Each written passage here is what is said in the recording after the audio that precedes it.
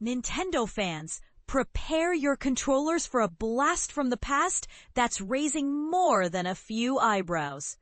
On September 4th, the Nintendo Switch Online expansion pack will welcome Forsaken 64, a cult classic from 1998, into its mature games section. But here's where it gets controversial. Why is a game rated T, teen, by the ESRB today being labeled as mature on the Switch? Let's unpack this enigma and explore why this release could spark debates about retro gaming ratings and Nintendo's nostalgic curation. And this is the part most people miss. The story behind Forsaken 64 isn't just about pixels and polygons. It's a tangled web of legacy, ratings, and the quirky history of 3D gaming. To understand the significance, we need to rewind to the mid-1990s. Descent, 1995. A groundbreaking 6 Degrees of Freedom shooter where players piloted ships that could move and rotate freely in 3D space. Developed by Parallax Software, the studio later split into Volition, known for Saints Row, and Outrage Entertainment, Descent 3. Fast forward to 1998, and publisher Acclaim Entertainment released Forsaken, a game that, while undeniably inspired by Descent, carved its own niche as a standout title in the emerging 3D shooter genre.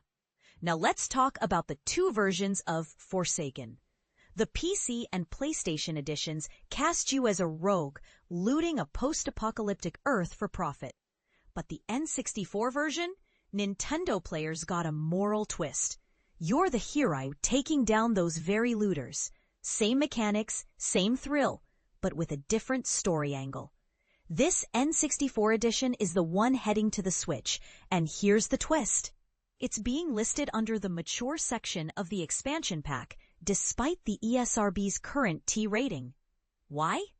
Rumors point to a hidden gore mode cheat code, Z down, C up, C left 4, that could have bumped the rating to M in 1998. Nintendo might have played it safe, but this raises a question. Is the M rating a relic of the past, or a missed opportunity to modernize retro classics? The controversy deepens when you compare Forsaken 64 to GoldenEye 64, another N64 shooter that remains in the T-rated main app. Both games are essentially identical in content, yet their ratings diverge. Could this be a case of overcaution, or is Nintendo's mature section more about marketing than content? We'd love to hear your take in the comments. Should retro games be rated based on today's standards, or should we honor their original context?